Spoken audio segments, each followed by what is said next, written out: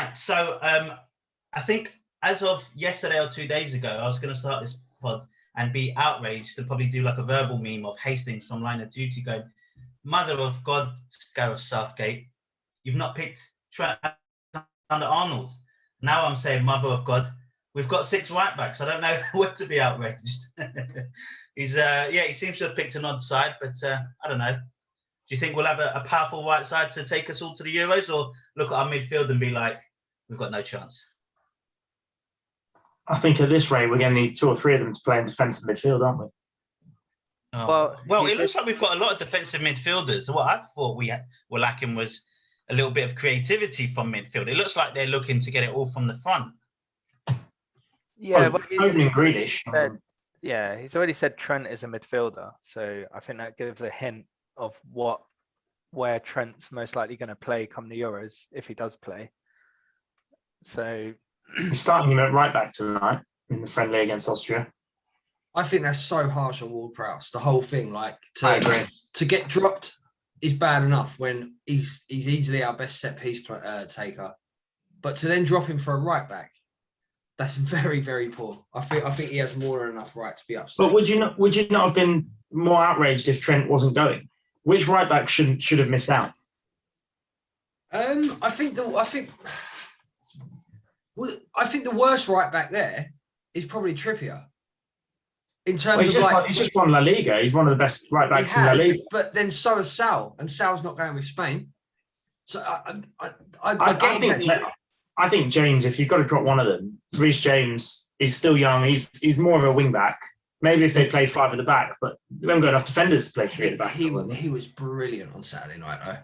Yeah, I thought he was absolutely brilliant. Reece James is great, but did you see that there was someone that tweeted out? It was like, our right backs, we've got Reece James, who's just won the Champions League. You've got Kyle Walker, who's just won the Premier League. You've got Kieran Trippier, who's just won the La Liga. And we're all outraged that Trent Alexander-Arnold wasn't picked because he's not done anything or something like that. So there's something about him being man of the match against Villa or something like that. Yeah, something like that. Yeah. I mean, it's a difficult one because look, I think it's a useful problem to have, isn't it? Because we've clearly got a plethora of right backs that can play for England, which is a good thing. The problem is it's always going to seem like someone's going to miss out. The problem I have is that it seems like the one who's missing out might be the best of the lot. And I don't know how he originally came to that decision. I don't know if he assumed that there might be players to drop off. So then, you don't know what he's doing with his squad balance. He could be trying to keep certain people happy and knowing that he's going to be able to fit him in later. So what one do you mean about the best one that out of the lot was going to miss out? Do you mean Trent? Yeah. I mean, it's arguable. I'm not gonna hang my hat and say like, oh, it's an outrage, but it's arguable that Trent is one of the best right backs. The problem is you can make an argument for pretty much any one of them. Well, yeah, I would caveat that by saying that Trent is the best footballer out of them. I don't think he's the best right back. And Saka's probably been the best right back out of all of them this season. He's not even in the squad, is he? Yeah. If you had 4 world-class goalkeepers, you wouldn't take one of them as a right back, would you? Or you wouldn't take one of them as a centre mid. I just really don't get the thinking behind it. I do, because I think he's thinking Trent will play further forward. He's thinking Kyle Walker will play the right of a 3 if he plays a back 5. So if he plays a back 5, he's basically playing 2 right backs. So bringing 4 right backs is 1 in each position. So there is some logic there. The James Ward-Prowse, I don't feel outraged he got dropped. I think Southampton were terrible at the end of the season. I think if we've got Trippier, Trent on the pitch, we don't need James Ward-Prowse. We got enough there. All right, he might be marginally better at free kicks than them, but it's not like. Yeah, but I think he takes a better corner than any of them as well. I don't know. I think you're forgetting Trippier's corner. And also, I think he's better than Calvin Phillips as well.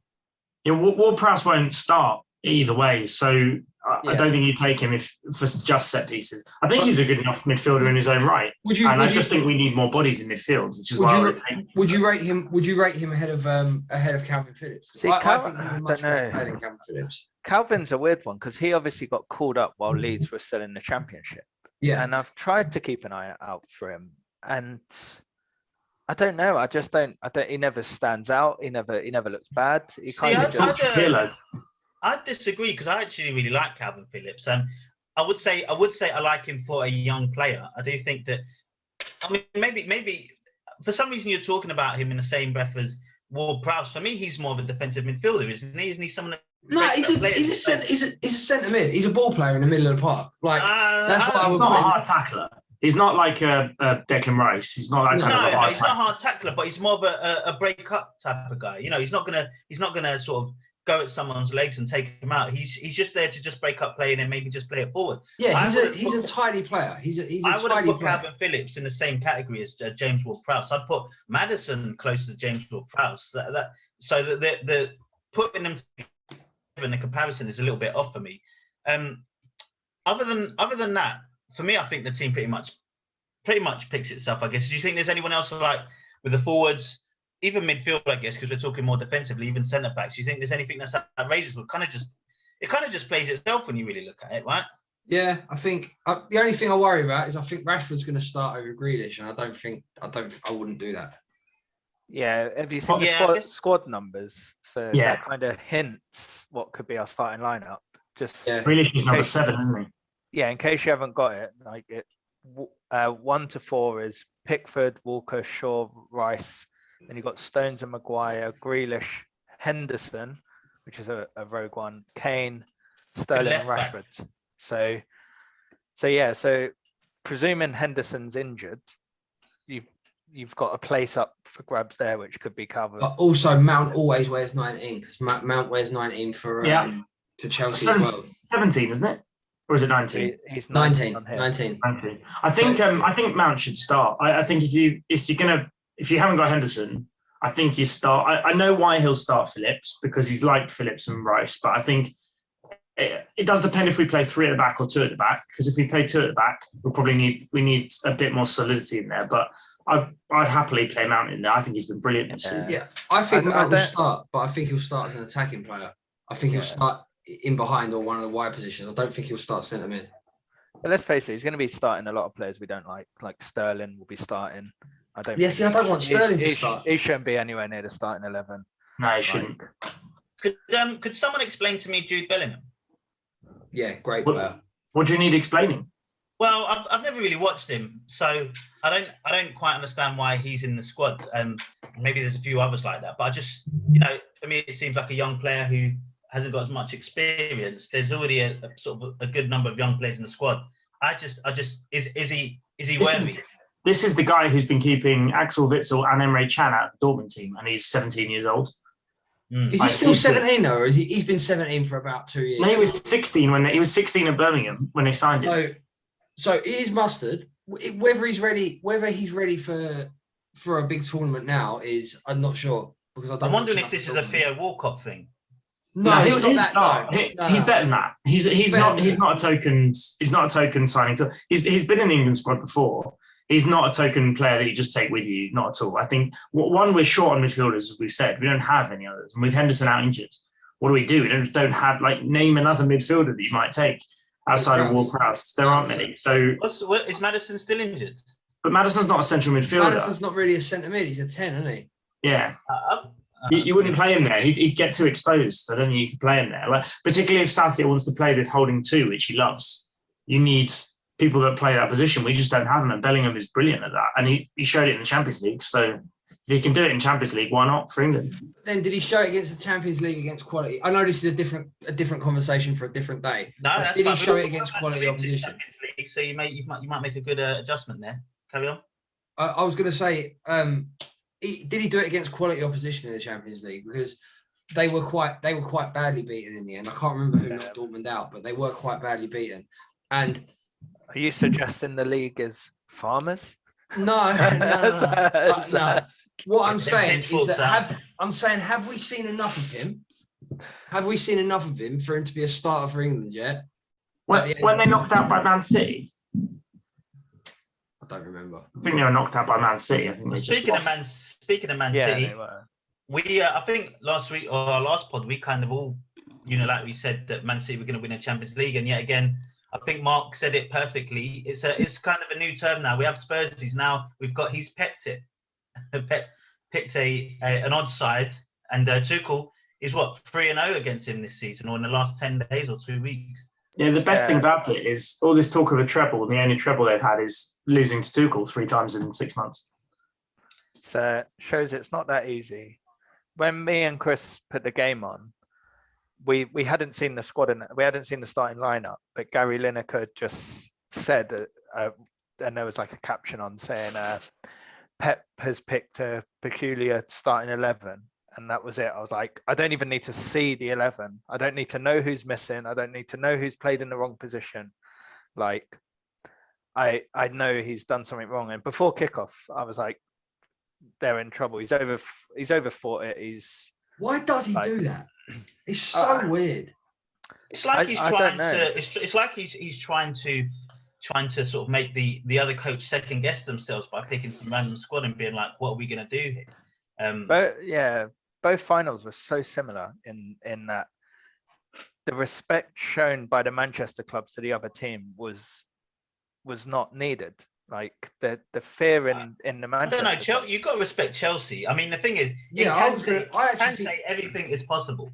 First of all, I actually think with Villarreal, because I was the only one who said that I quite fancied Villarreal, and if you remember, I did put my money where my mouth was and won a nice 30 quid.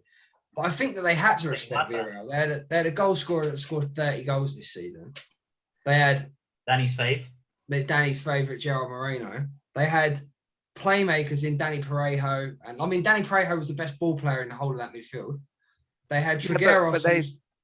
But they created one chance to we can't let Villarreal winning on penalties suddenly mean Villarreal were they weren't the better side, like not even a little bit. United, if you do listen to the pod, I did say it will either the Manchester clubs will dominate it, or the fact is the other teams could grind out 1-0 wins. And Villarreal won on penalties, Chelsea got 1-0. It was like, it was always going to go that way. It was either, I think if the Manchester clubs scored early, the ties would have been over. And the fact is I purely put it down to too much respect. Like, I don't know. Also, I think Rashford just didn't play well, which is a shame. It's oddly enough, I've never been a big fan of Martial, but for some reason I thought you're really missing him in a game like this. And Greenwood didn't play as well. I don't know, for whatever reason. It just didn't turn up that day. That's all. And I think that's because of respect. I think they just got caught up in the occasion. They should have just rolled out like. Been bad all season. See, I think Emery wanted that game. If Unai Emery could have written down how he wanted that game to go beforehand, that's exactly what he'd have written down. Like, if he'd written it down, there'd be a lot of bees in it. There'd be a lot of bees, yeah. But if he had written it down, he wanted to stifle the game. He wanted to play a low block. He wanted to pounce forward and counter-attack with 2 or 3 and use the pace of Trigueros and use the sort of the running of Carlos Bacca. And he wanted to take a chance when it came to him. Now, I'm not saying for a second that they're better 11 player for player than United, but I think Unai Emery outmanaged Ole Gunnar Solskjaer, because Unai Emery is a better manager than Solskjaer, the same way that Unai Emery is a better manager than Mikel Arteta. And yeah, that's what I think happened, basically. I think he probably spent the whole week before watching videos of Man United, and he said, if we're going to beat them, this gives us our best chance. And in the end, it worked. I think they did win on penalties. I do think we need to remember they won on penalty. It wasn't a masterclass from Emery. It was a De Gea missed penalty. It's not like that. We're talking a coin. I mean, De Gea was bad, wasn't he? He was really bad. If De Gea saves the goalkeeper's kick and then scores, is that a masterclass from Ollie? Is that how we? No, but Ollie was the favourite. Masterclasses. No, but it's like that kick means it's a masterclass. It's like it's a penalty shootout. It's a coin flip.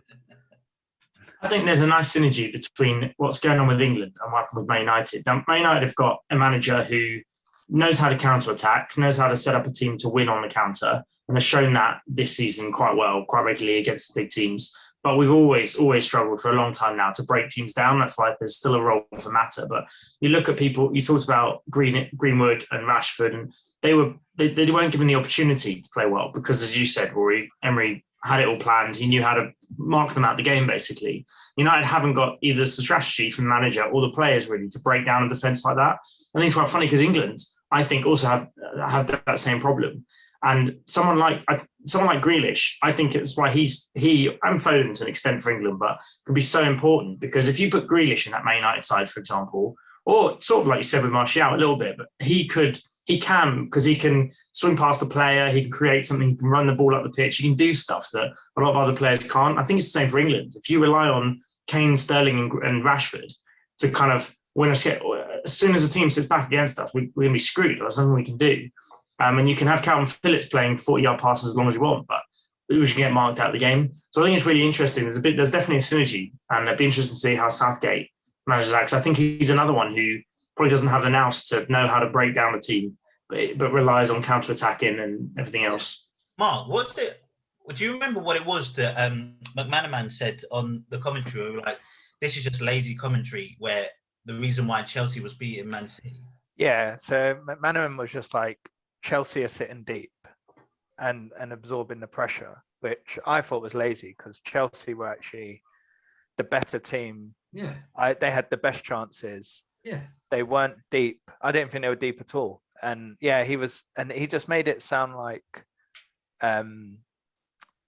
that Chelsea just had 11 men behind the ball. Yeah.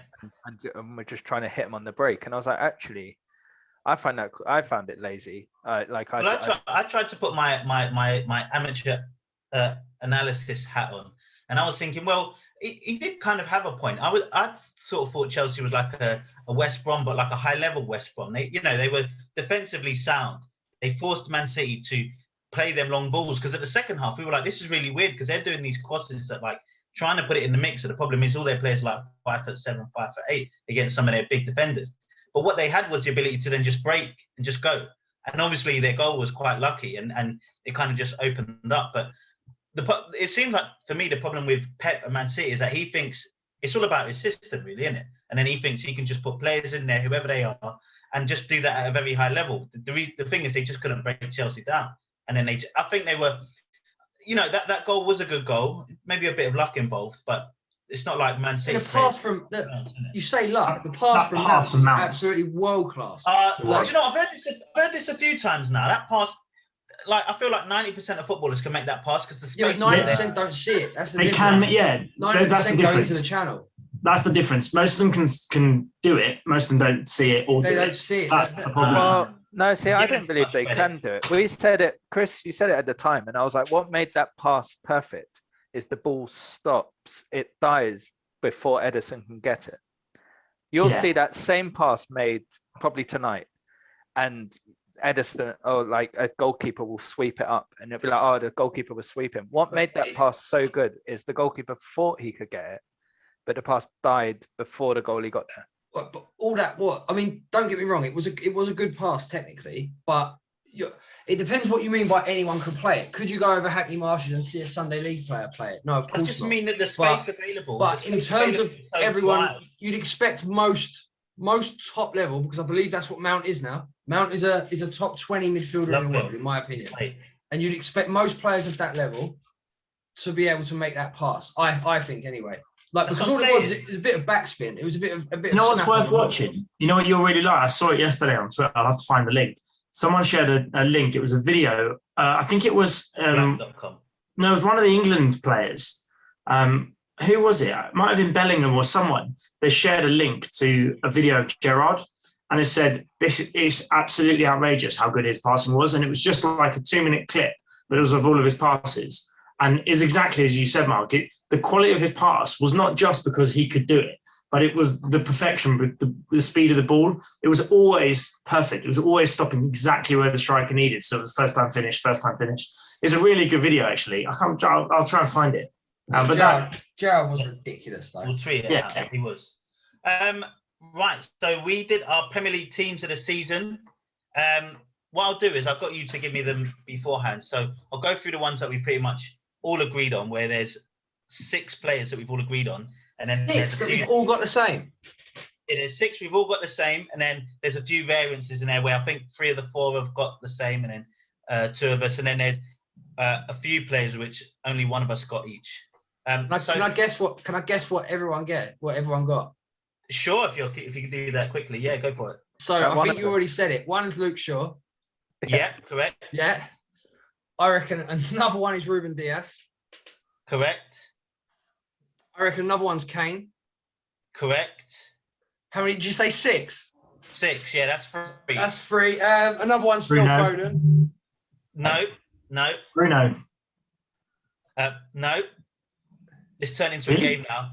Let's turn into a game, right? Go on. I'll go tell for us. it. Go on. Kante. Oh, Kante, yeah. Yeah. We've got Gundogan, all of us. Yeah. And we went all for Mo Salah. Which, it's a weird one with Mo Salah because it's like, I guess it's because, the amount of goals he scored. It's weird. It wasn't vintage Salah, but I guess compared to the rest of the league, you kind of got to pick him. Yeah. When you're scoring 27 goals and it's still not vintage, what can you do? Yeah, I really wanted to put Grealish in, which I didn't in the end, and none of us did. I did. It's just his injury. You couldn't put him in because he was injured. You two sent yours over today. I did mine like last week. I can't even remember who I put in. As soon as you've done it. It's like you had it ready to go. Mark sent his one with Sky Sports graphic. Yes, because he nicked it straight off Sky Sports. Well, what I did is, within Sky Sports had like 7 teams of the year, and I was like, within there are the players I want. So I took one, and then I was like copying and pasting some of the names over to make boring day at work. Yeah. It didn't take long. Right, so all of us, bar Mark, went for Martinez as goalkeeper. Who did Mark go for? Mark went for Schmeichel. Schmeichel, really? Yeah. There's 2. You'll hear later another player I put in, because I wanted some Leicester in there, and I also thought Schmeichel was the reason Leicester won the FA Cup, and I was like, I just think for me it was a coin flip between him and Martinez, but I think Martinez sort of died off towards the end of the season, and Schmeichel had that big performance, which put him in my. Can I ask then, did you do this team with the whole season in mind? So this isn't a Premier League team of the season. I didn't really include champions. I didn't really think of Europe. So okay. Just domestic. I was thinking domestic. So I was thinking Prem, FA Cup.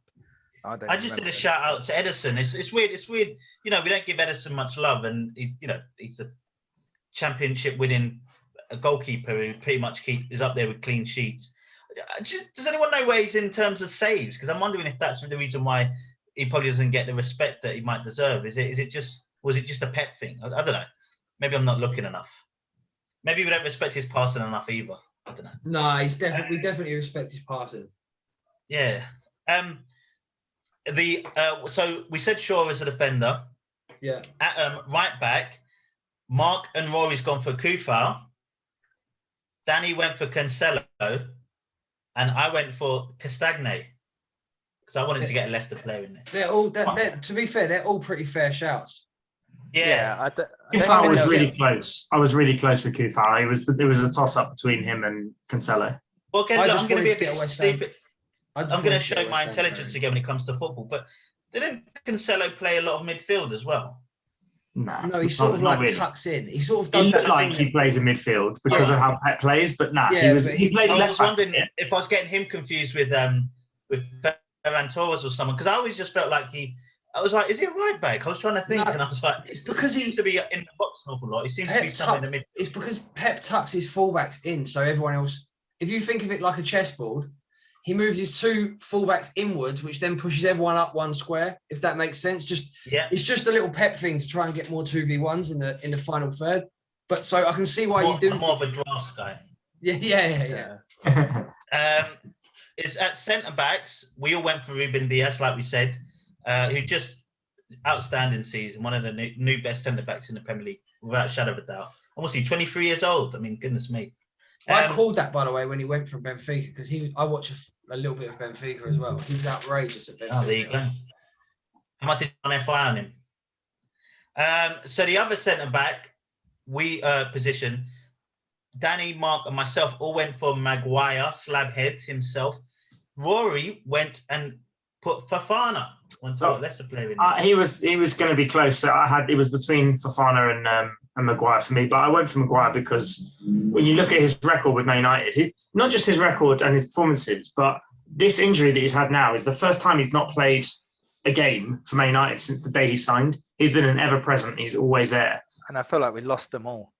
I feel like we lost every game he wasn't there. Leicester, Liverpool, Villarreal. I really like Maguire. If I'd have gone 3 at the back, Maguire would have been in there. But would you not think that you miss Maguire as well because the drop-off between the other centre backs is quite large as well?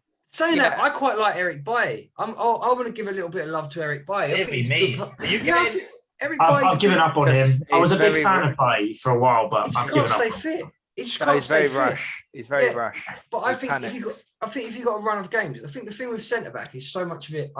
I've gone over this before, so you all know my feelings on it. But with defenders especially, it's so much about communication and getting a run of games. But he never seems to be able to stay fit long enough to have like an extended run of games in the team. He's constantly jumping around and kicking people and like twisting. He gets himself so twisted. And no wonder he does his ankle every 3 weeks. I bet he averages like 1 in 3 games. He gives away a penalty. Oh, without doubt. Yeah. He's definitely a liability.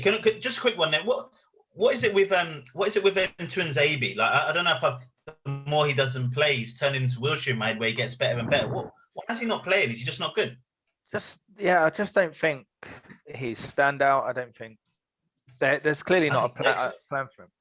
I don't think anyone outside Maguire is excellent in our centre backs. I would honestly, fully fit, put Phil Jones as probably our second best. Oh God, that is a massive step. It's a funny one, that, isn't it? Where is Phil Jones? What is he doing? Injured. He's just injured. Still injured. Playing for Blackburn. So midfield, we said Kante, Gundogan. Gundogan, I feel like he had an excellent, obviously, first half of the season, then kind of died off. Am I right in saying that? I think they're really good, aren't they? No, I think the reason, I'm sure the same reason if we all picked him, but the reason for me, like I didn't pick De Bruyne, but I picked Gundogan. Obviously, you have to have Man City players because they won the league and they were the best team. But for me, Gundogan stepped up when they needed him most. Yeah. And he stepped up consistently for he wasn't the best player every week in the Premiership. Just at the start of the season, he was a bit quiet. But the moment that City needed him and started playing him in that 10 position, he was unbelievable, like absolutely untouchable, consistent. And so for that 10, 12-week period, maybe 15-week period where he was unbelievable, that is the difference between them winning the league and not, I think. And that's why I picked him over De Bruyne, who is still obviously amazing, but I just don't think he had the same impact this year. Also, he can play anywhere, Gundogan. He can play, like at Dortmund, he played as like an out-and-out central midfielder. He can sometimes play as a 10. You know, he could probably even do a job out in one of the wide positions. I don't know if we've seen him there, but he's just as some people would say, he's just a footballer. He could play almost anywhere. I always used to say that about Ramsey. Like Aaron Ramsey could play on the right, could play centre mid, could play in front of the back four, was just a really good all-round footballer. And I'd put Gundogan in the same sort of bracket. I love how Rory, cut me lad, can barely speak English, but when it comes to football name pronunciations, it's always different. Gundogan. He's like Martin Tyler. I just can't quite say her name right. To be fair, I love Diaz. Yeah, I love Diaz. Diaz is a great player. Yeah. The funny thing is, I did hear you throwing can barely speak English in there as well. Don't think I didn't. So 3 of us picked Fernandes in midfield. Rory actually went for Phil Foden. Yeah, number of reasons. First of all, I like in that sort of more advanced position, I like a little tricky, like David Silva type of Lionel Messi type of, twinkle toe sort of player. Whereas I think of Bruno Fernandes more in the mold of a one matter who's more likely to open a team up with a pass or a drop of the shoulder and a little slid ball in between the fullback and centre half. Whereas Foden's more of like a dribbler. So that's pretty much why I went for that. Bruno, I think he's a good player. I think there's still too many question marks around United. To be honest, I think there's still too many. But that has nothing to do with Bruno. Bruno is just standout, one of the best players in the Premier League. He's the reason. Good about Man United is through Bruno. Normally we get to the last game of the season with our calculators working out what do we need to happen to get top 4. Like our season finished weeks ago, like comfortably, and it was like he's probably But you'd put that all down to Bruno. He had 30 goal involvements. He had 18 goals, 12 assists in the Premier League this year. How many of his goals? I don't want to sound like one of them Twitter trolls. He might have got 8, 9 penalties. Yeah, he might have got 8, 9 penalties, whatever. But he still got, 12 assists. The only person that got more assists was Harry Kane. Yeah, I think he's a good player. I think in terms of excitement, I think Foden's more exciting. I think Foden's more likely to go round a player. I think Bruno's more likely to open a team up with a through ball or a shot. But I don't think this isn't a who's your favourite player. This is a who's been the best player this season. If you tell me Foden was City's on the top other scorer one. for a while. Yeah. I do love your on the other wing. I do love your two's passion though. You're literally acting like I've insulted one of your children. I don't. You've literally not put in probably one of. You don't put Bruno in. You're not even talking like, oh, he just missed it. You're like, he's not even close to my Premier League team of the season. Like, no, I never said that. But you're acting like that. You're like, oh, he's not exciting. I just prefer Foden. I think Foden did. I think that's Foden because he's miles better than Foden. Oh, disagree with you. I disagree that he's miles better than Foden. That is a conversation for another day. Foden's still got a lot to prove. Yeah. Like Foden's a great player. He has, but he's not Bruno Fernandes just yet. Well, all right. So you're right. So Rory, we'll do that one another day. Well, yeah, we'll do it another day. Yeah. Yeah. Me, Rory, Mark, and myself all went for De Bruyne. Danny did not. Surprising. I'm not. De Bruyne is the one I feel a little bit of regret putting in my team because I feel like I put him there on ability rather than a season review. Like on his day, he's good, and I just feel like I'm still waiting, like for De Bruyne really to lift City's season. Like I feel like the Champions League final this year, I thought, okay, this is the season. He turned up against. He's turned up in the semis, the quarters. Last season, he had a brief spell against Real Madrid, and I was like, okay, he's showing that actually when City need him, he turns up. And then again, he's fallen at the hurdle. And but then I tried to remove Europe. That's tough. He got a headbutt in the face. He fractured his cheek or something, hasn't it? Yeah, tough one. Chris, I have a question about my team. Did I put Foden on the right and De Bruyne through the middle? No, yeah, you put De Bruyne through the middle and then Foden. Yeah, so I didn't even drop. So I dropped Fernandes for De Bruyne, not for Foden. Yeah. So you played Foden as a defensive mid, all right? No, I played Foden as on the right wing. So Danny actually went ahead and picked Son, the only person to do that. I don't hate on that. Well, it gets a bit weird up front, innit? Trying to pick kind of. The thing for me with Son is like. Because of what happened to Tottenham season, because of all the mess that happened, I think a lot of it gets forgotten. But midway through the season, do you remember whoever it was your mate was doing that bet of Son to assist Kane and Kane to assist Son? It was consistent for weeks and weeks and weeks. Yeah. And I know in the end, Spurs didn't have the greatest season, but Son and Kane were outrageous. For 3/4 of the season, they were unbelievable. And you look at the stat, I love a stat.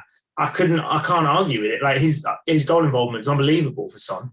I don't think it was forgotten. I think you do kind of have to hold Spurs season to account, especially when it comes to the players that are in there. And then to have Kane and Son, two players from Spurs, ending up in your Premier League team of the season just seems a bit weird to me. I won't disagree with you massively saying you can't have Son in there.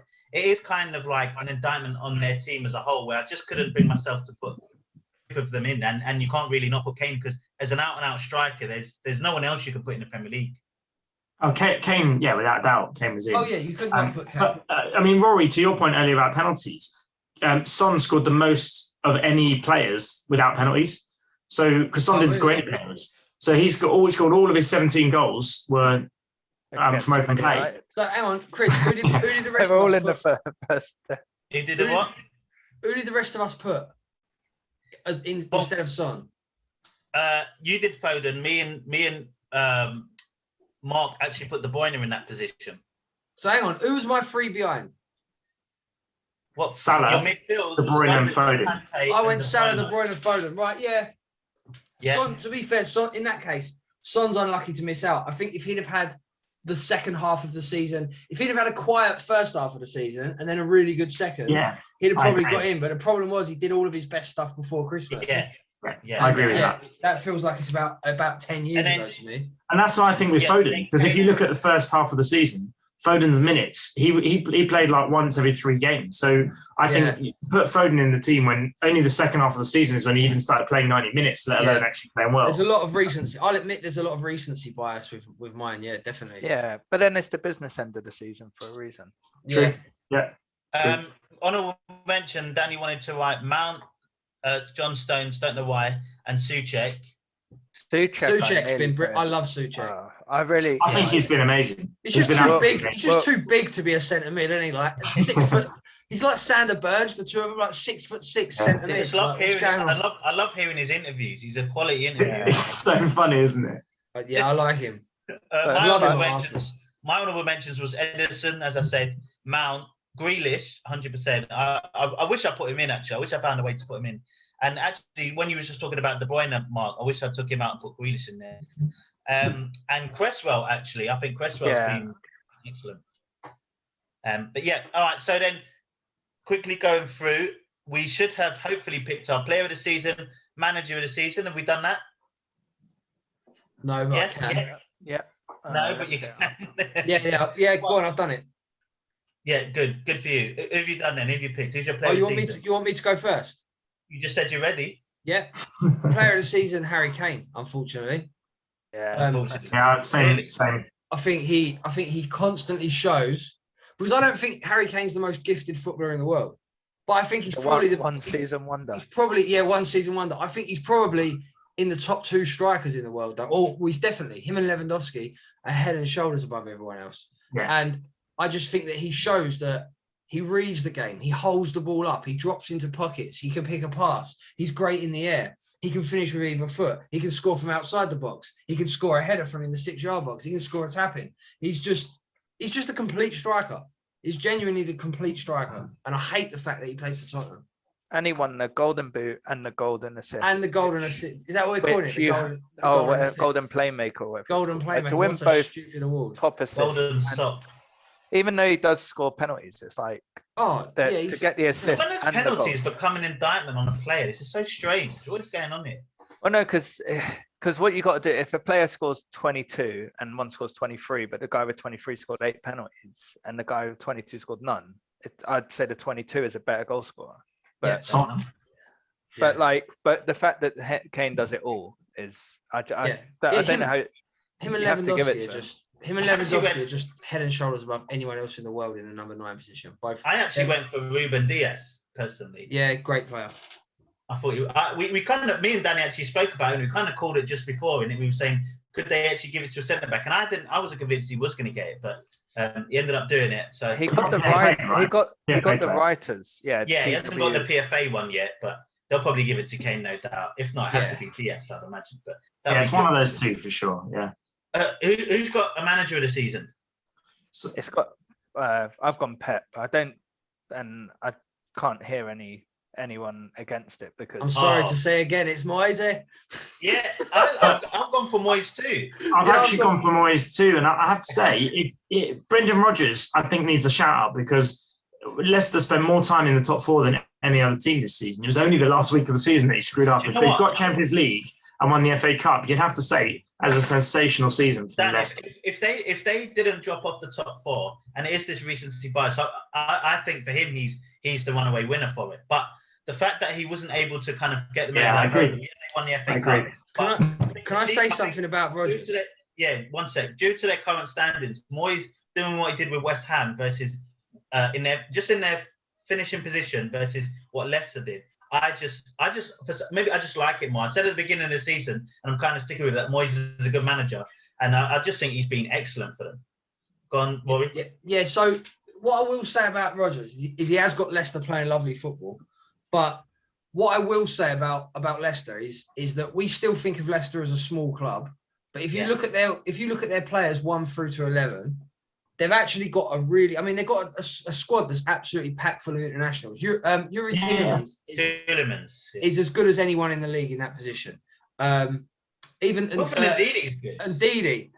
is, other than Kante, probably the best type, that sort of busy sort of central midfield player. He's as good as anyone other than Kante. Crystal Palace player. Yeah. Vardy is, you could, and Iheanacho actually. They've got two really good striking options. They've got James Maddison, who for all of his faults, he can unlock a defence with a ball, and he's very comfortable from set pieces. I think that Rodgers' job is overstated because I do believe that there's so much quality in that Leicester City squad.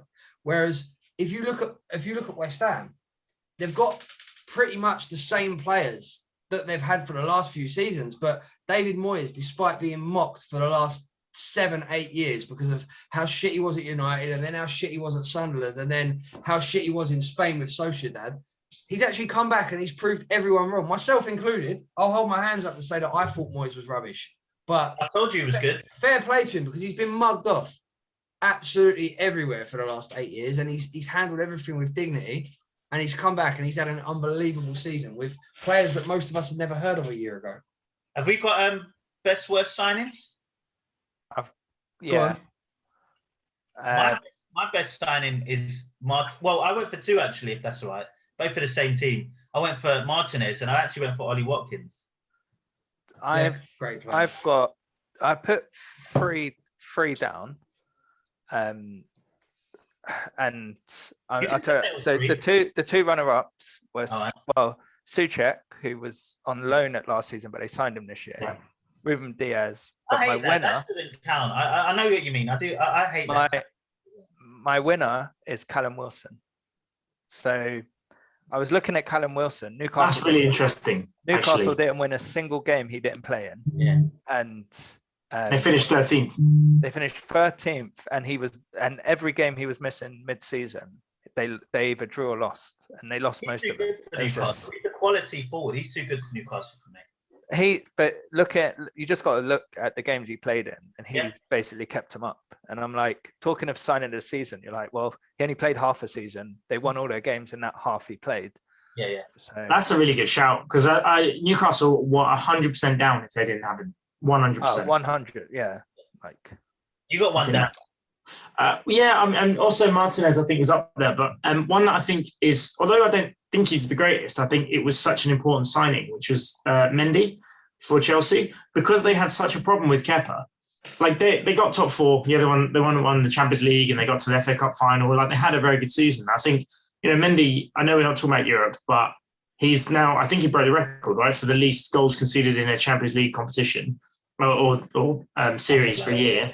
And I think they needed a goalkeeper so badly. Is he the best goalkeeper in the world? No. But I think that was a really important signing for them, because without him... Well, it's both, isn't it? It's probably a combination of him and Tuchel at the same time.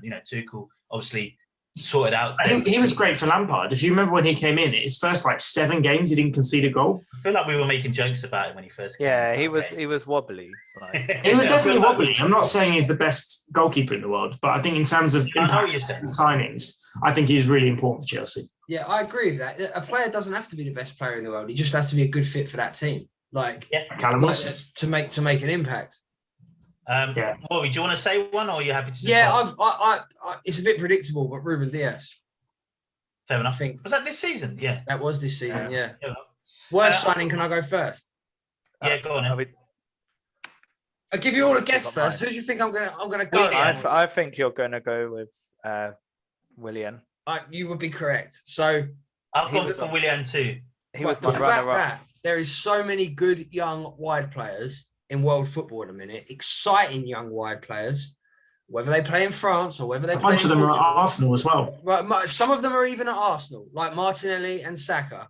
The fact that they went and waived a 3-year, 200 grand a week contract at Willian just shows you. It's just a testament to how bad. You kind of liked that signing at the beginning of the season. I did, because do you know what? I thought they were going to play him as a 10. I thought they were going to play him as a 10 and put him on set pieces. And I thought he'd look vaguely interested.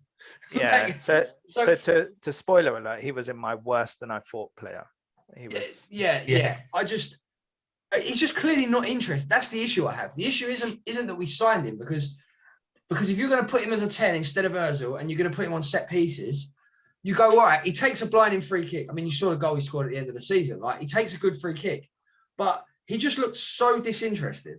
Yeah, and got no interest in playing. No interest. Apparently, he's got a few restaurants in London, and that's why he wanted to stay in London to manage his restaurants. Yeah. And then we're months for fucking allowing him to do that. That's what I'm saying. I thought you would have got a season out of him. In all honesty, that's what he's worse than I thought. I thought you'd had one good season, and then he would have milked his contract. Exactly. But I was speaking to a Chelsea fan who actually said that, under the radar, he was that bad last season as well. But no one outside of Chelsea noticed because of how much creativity in those wide areas they've got. So, Mark, who's your worst signing, Mark?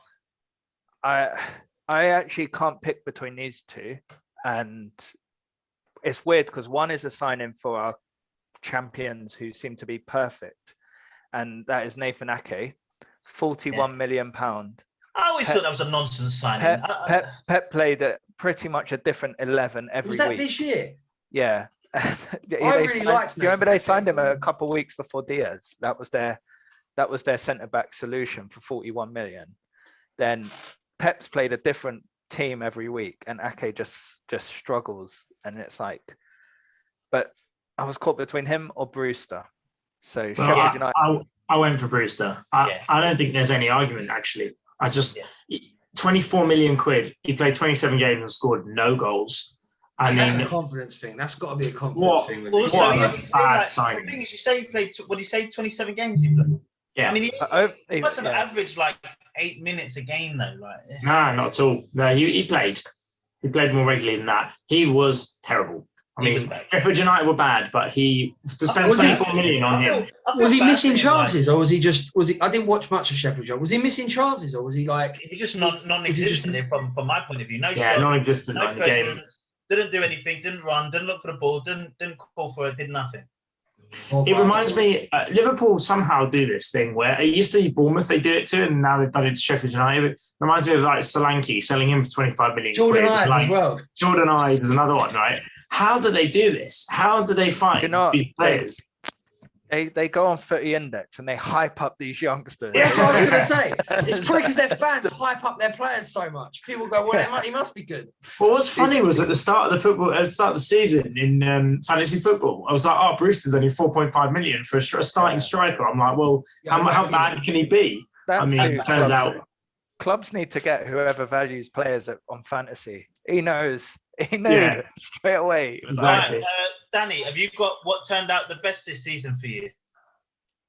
No. What do you mean? This is your idea as well, thank you. What turned out? What's the best? I've got who was better than I thought this season. There you go. That's the one. Yeah. All right. I didn't know what you were talking about. Who was better than I thought they would be? Yeah. I actually didn't think about that one, but I'll have a think. I'll go in it because I think there's going to be a number of players in this team, but I went for Patrick Bamford. So great shout, because he was labelled. Who was the player you were talking about last week, Rory? When you went Jason on your championship? Kumas. He was Bamford was definitely labelled with that until this season.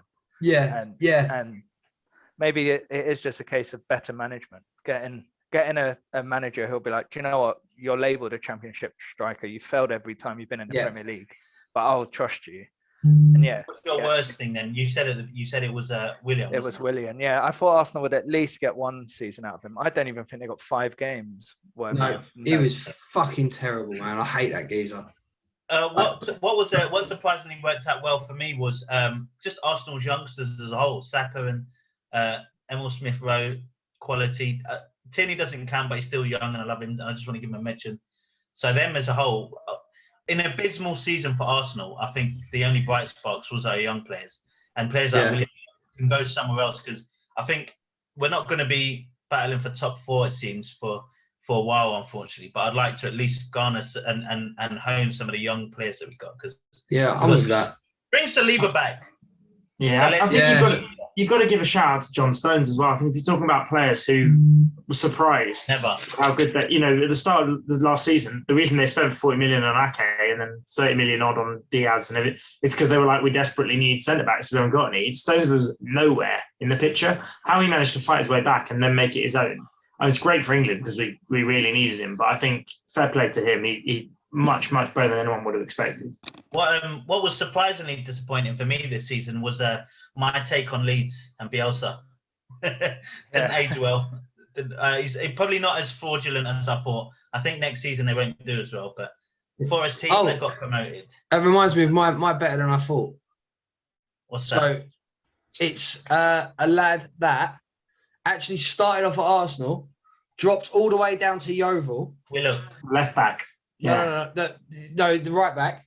For Leeds. Yeah, for Leeds. Luke Ayling. Ayling. Is he left back? I remember him like 10 years ago.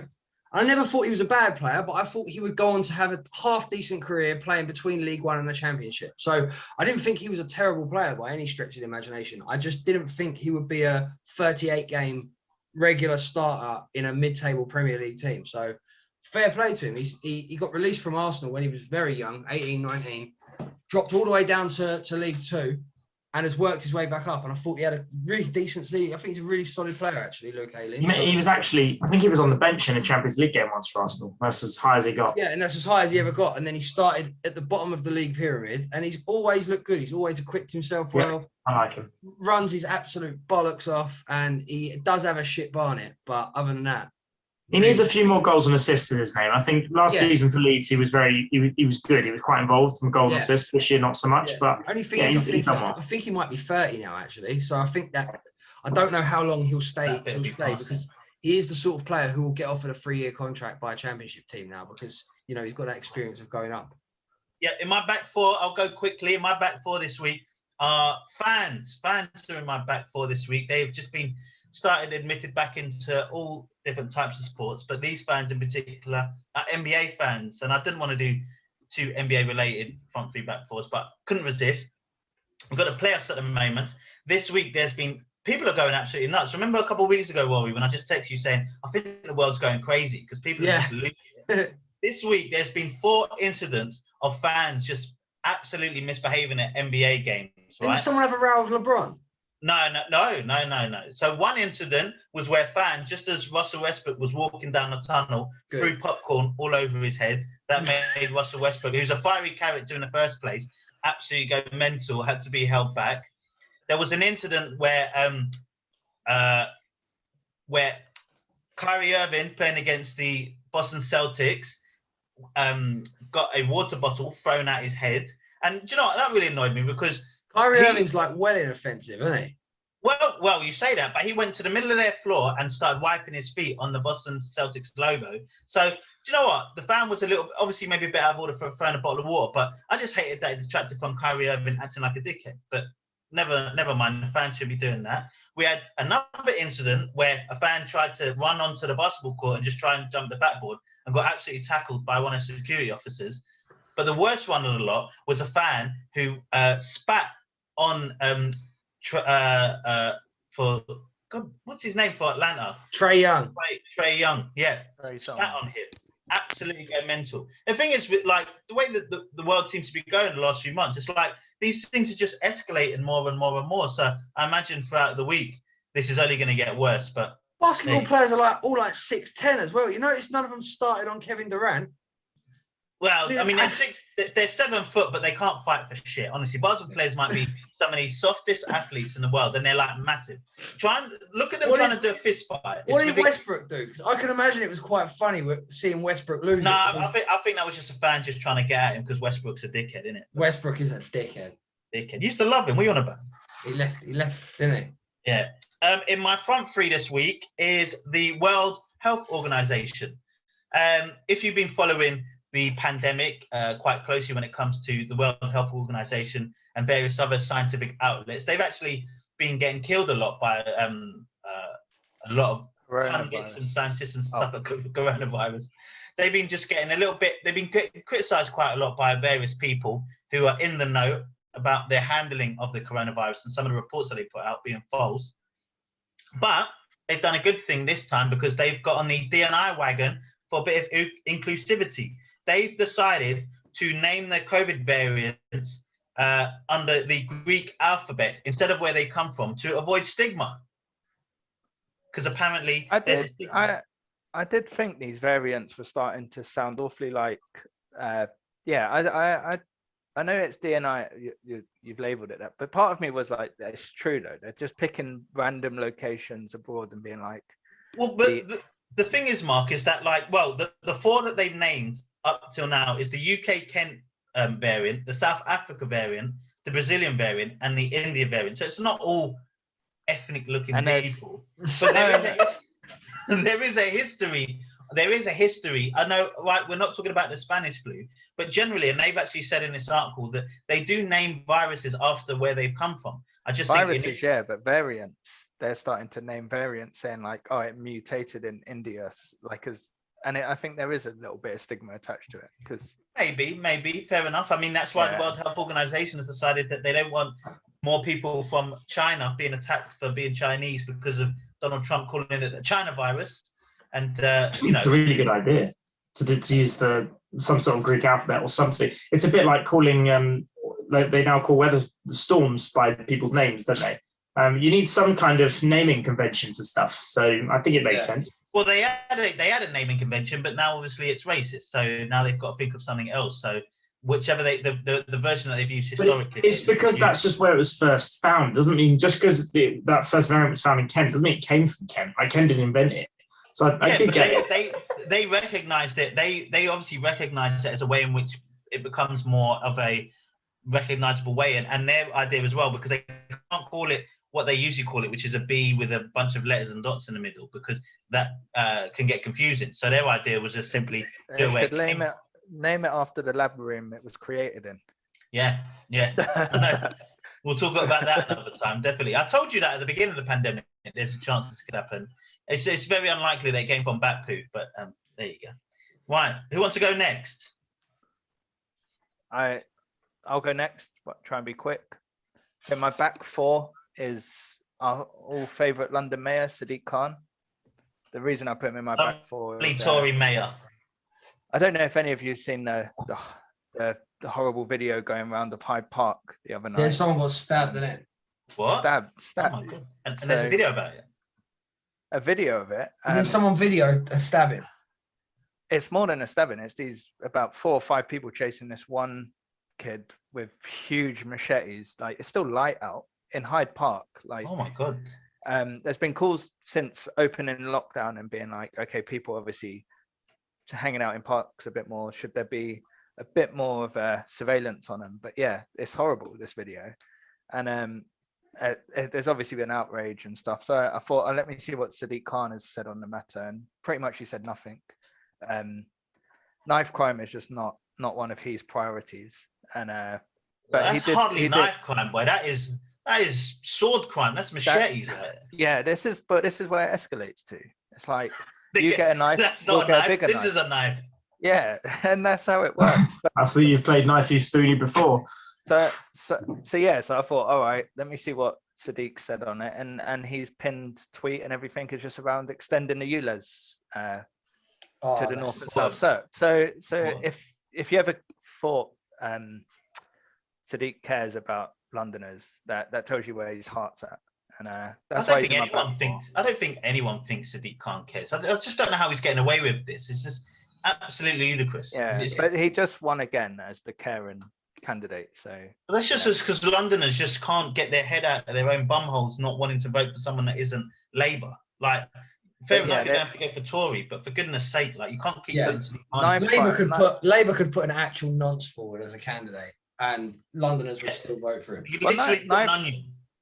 Knife crime has gone up year on year, but in 2019, I saw the stats, it went up like significantly, and then in 2020 it dropped. But basically, we had like 3 almost blank months during lockdown. So it kind of helped the stats of saying, 2020 was a good year. Knife crime went down. They're not using that, surely. They just becoming a political podcast. We'll have to change our handle. Save it for All Talk Politics, which is on a Friday night on the same channel. Yeah. All right. Front 3 is Osaka, the tennis player. I was wondering. Yeah, she's pulled out. And I kind of hope this is the start of something, like a bit more support. She got fined for not talking to the media, and she said ever since 2018 she suffers anxiety, doesn't like talking to the journalists in a big crowded one-to-many space. And I kind of get that as someone who panics when I present to large audiences. Like, I get it, but the thing is, the option is take it or leave it for her. And we remember her winning to 2018 was kind of tarnished, and she did come under a lot of pressure after that. As That's when Serena yelled at her. Yeah. Yelled at the And then the crowd booed her.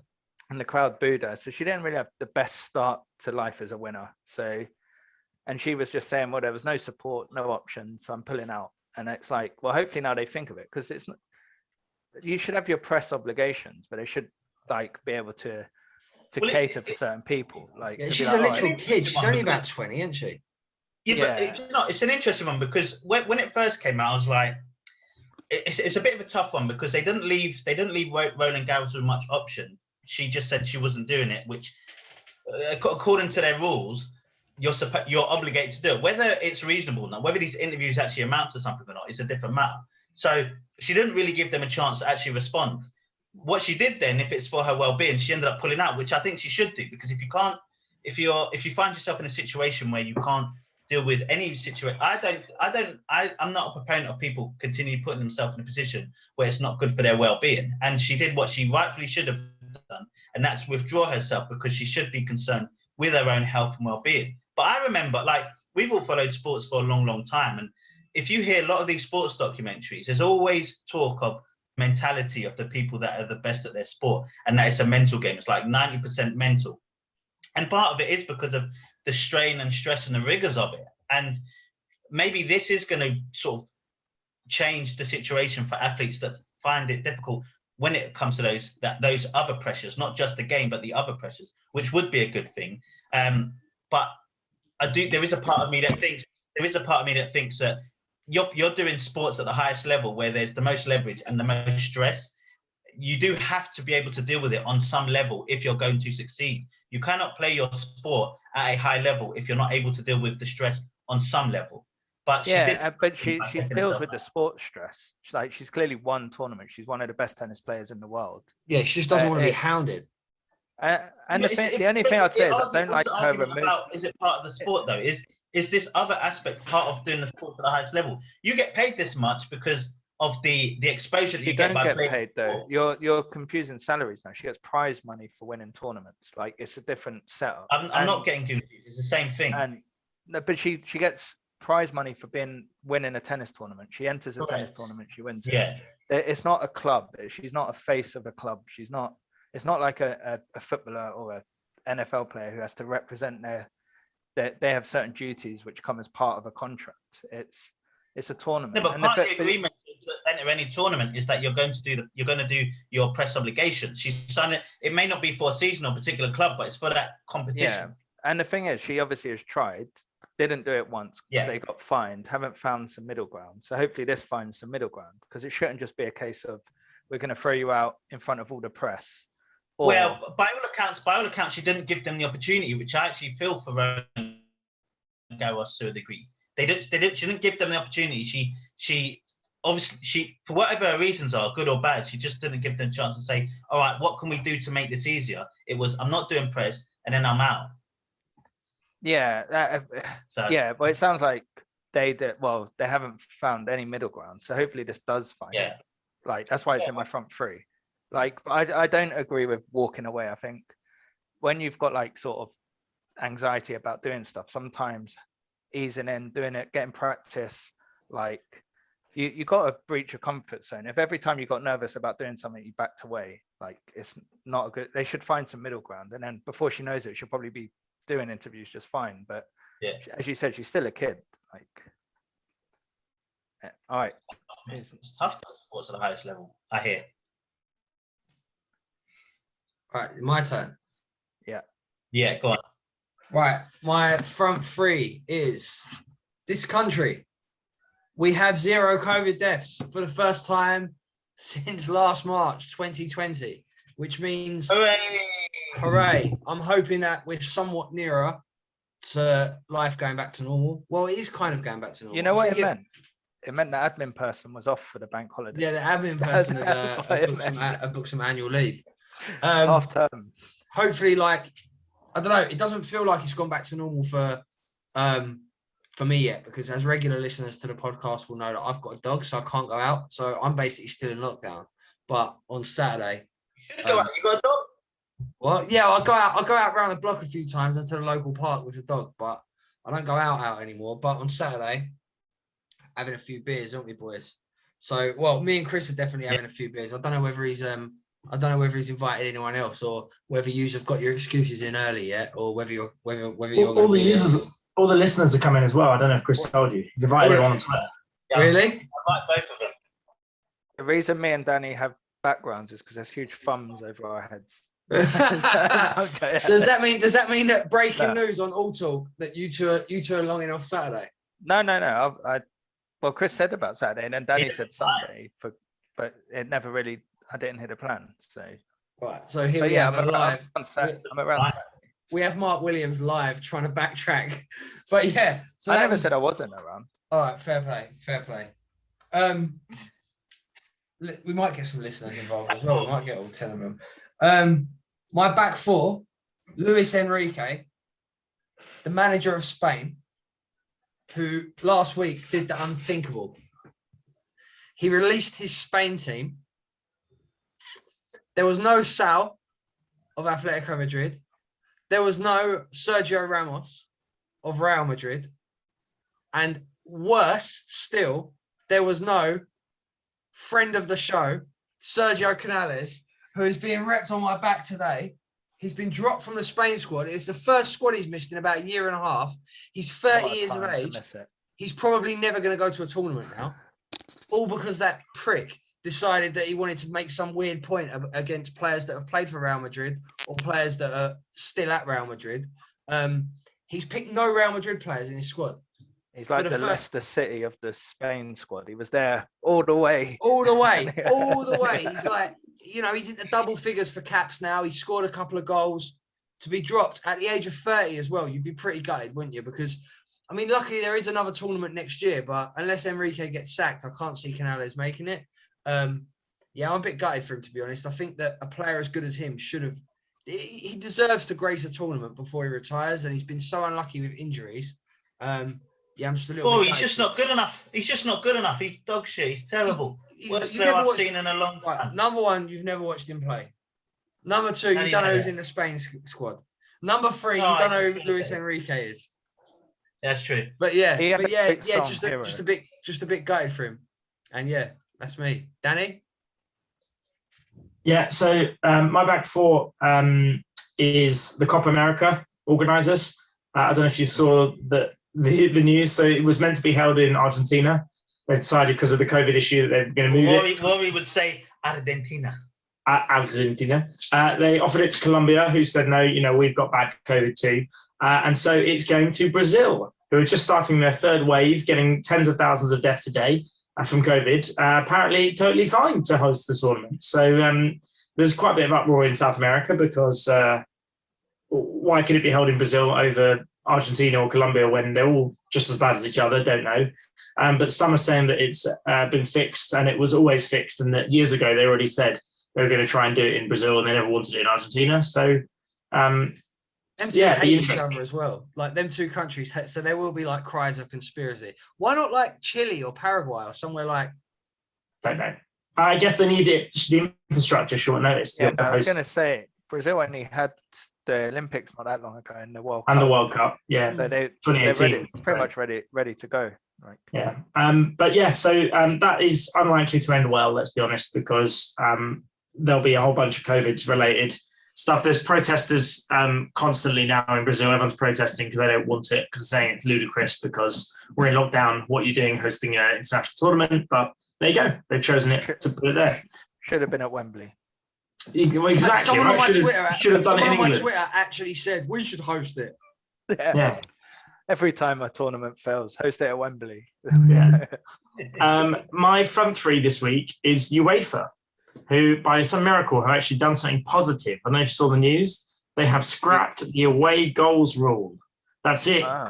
From next season, forever, for all European competitions, there is no more away goals rule. And I, for one, am very happy about that because I hate the away goals rule. I think it's rubbish. And so well done to UEFA for actually scrapping it. Rory, I'm surprised you don't like it. I do like it. Yeah, I like it. Oh, you do like it. I mean, you don't like I love the away. Yeah, I love the away goals rule. I think it adds like an extra bit of like tactical now to the game. But I can get why people hate it as well. I get why people hate it, but I like the fact that Italian teams for years used to like go away from home and just play, or their home game they'd play for a 0-0 draw, and then their away game they'd just try and nick a goal and then sit back. And that's exactly what they're trying to stop, because they know that's been happening for years. It was introduced because teams were going for 0-0s all the time. They said an away goal, let's make goals worth more. But football doesn't need any incentive at the minute to be attacking. But yeah, I just didn't like away goals counting in extra time. That was always my issue with it. Like, if at the end of 290 minutes the away goal could come into play, but the moment it goes to extra time, the away goal rule should be ditched. So there you go. That's going to be weird. Nice, I like it. Right. How long until they start judging it on like corners and stuff like that? Yeah, wow. Shots on target. Yeah. Shots on target, yeah. As an Arsenal fan, you just hope it goes to alphabetical. Yeah. Top of Danny would have XG if he had a choice. In fact, absolutely. Danny would scrap the league table and just do the league on XG. XG and XA league table would be wonderful. Yeah. Very good. Brighton will be winning every year. We shall wrap up this show for this week. Next time, I'm sure it will all be about the Euros, and we've got we're talking still about our content for the Euros, and we're going to be a bit more prolific throughout the tournament, but we need to hash out the details because Mark doesn't seem to like it. But there you go. Right, we'll see you next time on Autumn FC. See you then. Bye-bye. All right. Bye.